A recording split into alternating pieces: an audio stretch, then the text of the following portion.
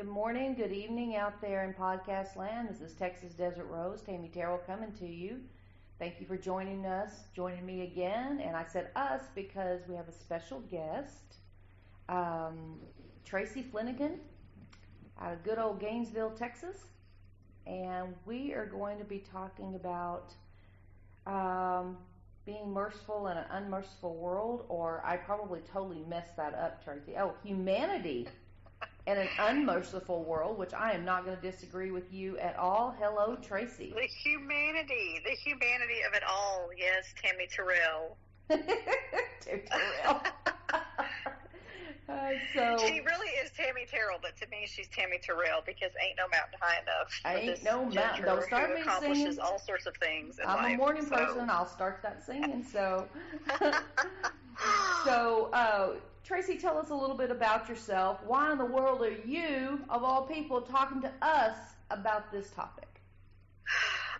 Well, I am a licensed professional counselor, and I've worked in higher ed for 20 plus years. So, and worked specifically in the community college setting because I think that's where, at least for me, that's where I feel like I can make the most impact for individuals who are trying to change their lives for the better. And so I don't think you can work in education, and especially in a community college, without having a heart and a passion for wanting society to be better and wanting people to have access to education and training to change the course of their lives and provide a better wage, a better career, a better, chance at self-sustainability than the community college, because education and training is how you make your way in the world and make your life better. And so I always want to be a part of people making changes that help them find their passion, help them find their way in the world, and feel like, they're reaching their true potential. Yes, I do believe, isn't that how we met? That is, yes. It feels like I've known you forever, so I really was questioning it, but yes, back in my community college days, started out right out of my master's in counseling and loved working with this population because in general, not that this is probably our topic, but I think it certainly leads into it. In general, the population was not the average traditional age. They were very devoted by the time they got there because a lot of them had raised their children, at least in the Corinth location.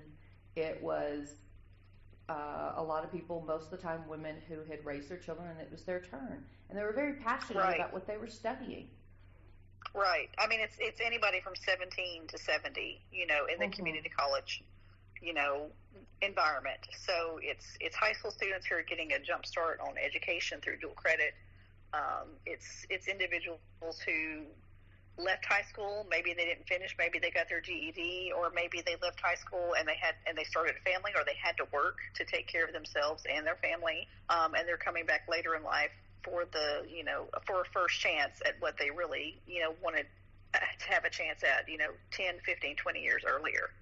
That's beautiful. So we always have to be open, and we always have to see people for the potential that they have, because they may not see it in themselves, and a lot of times they don't. A lot of times they don't see their true potential, and they are really wary of even coming to the college in the first place because they may not feel like they deserve to be there, and they're talking themselves out of it. So we always have to remember that every interaction we have with an individual may be the only interaction we have, and we have to make it count, and we have to make them feel worthy. I think that's beautiful. I just did a show on Imposter Syndrome, and from what I could tell from my studies, it doesn't matter what station, age, rank, rate that you are, Imposter Syndrome attacks us all. I certainly related to it. Oh, absolutely. Absolutely. And I mean, that self-confidence, it waxes and wanes, and it can just, change on a daily or hourly basis depending on what someone's experiencing, depending on maybe what's going on in the world and what they're observing, or how they fit in the world, or how they don't fit, in the environment around them. So and the messages they've received about stupid or not stupid. I remember that even a very basic level math class, the self messages were so negative that a lot of them walked out over math. Oh, absolutely. Yes. And it's just gave that up. self-talk Yes. and the perception that we have, of events. We attribute, so much of our own life experience and our own, self-perception to what's going on in any given situation. And that's not a negative. I mean, that's just human nature. It is. That's not saying that somebody's weak or something's wrong with them for doing that. I mean, that's just natural to have your own interpretation of any type of event, and especially if something is already very scary or anxiety producing. You're going to attribute even more to that event, and that can change the course of what you do or what you don't do because of what you're telling yourself. But I noticed the reward also, walking across that stage or transferring is much larger. The bigger the reward, the more you want it, the bigger the reward. And getting to be a part of that was very, very special.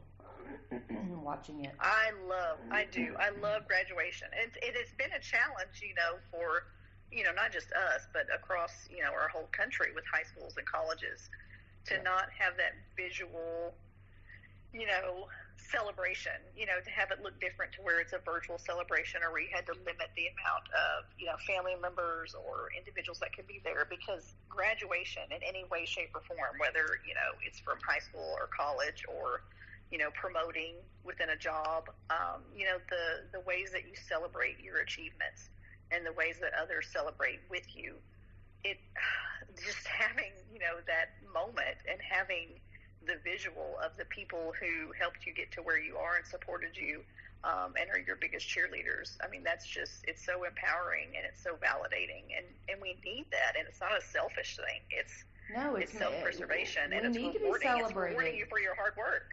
And some of these students, for the first time, being celebrated. It's more than that. It's getting to see in the family's eyes them being not only proud, but wow, I never really expected this from them. Right. And they could be the first person in their family that's finished college. They could be, they have younger siblings and they're a role model for them.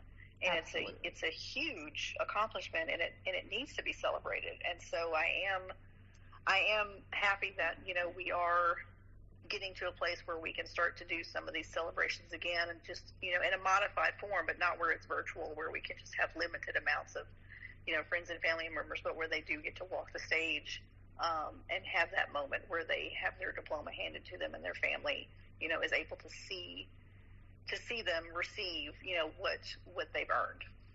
I'm feeling that on a personal level. My son graduates from Abilene ACU in May, and I hadn't thought about the fact that we're probably not going to be there in person, because I think all of us thought that this whole thing was going to be at least waning at that point.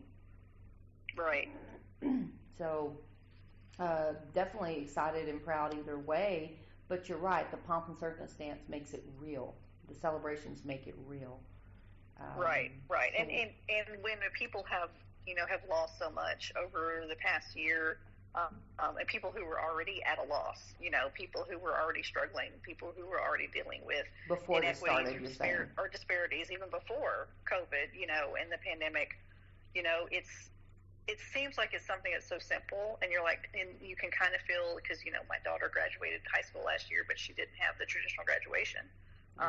And she didn't get to have her NCTC graduation, because she earned her associate's degree the same time she earned her high school diploma. And I had looked forward to, for 14 years, I'm going to get to hand her college diploma, and I wasn't able to do that. And it can feel, you can start to tell yourself, really, you're being selfish because you have your health, and you have a home, and you have a job, and you should be thankful. But it's okay to mourn the things that you've lost. It's okay to mourn the things that you weren't able to experience, even when you have other things. It's not black or white. It's not this or that. It's and, yes, I am thankful for the things that I have, and I still am sad, for things that I didn't get to experience that I wanted for my child, or I wanted for, myself or for my family member. Well, there's a lot of energy put into that, a lot of effort, a lot of blood, sweat, and tears, and absolutely it's okay to be sad about that. It's a little bit like looking forward to maybe your child's wedding and then they decide not to wed, but this is even, I think, even more difficult, actually. So Right. how Right. did you get through that? Do you mind sharing that? Like, what, first giving yourself permission to be, not guilting yourself out of it by saying things could be worse. Right. Right. And that, yeah, of course. And that's what I'm always the glass half full kind of gal. Yes, you are.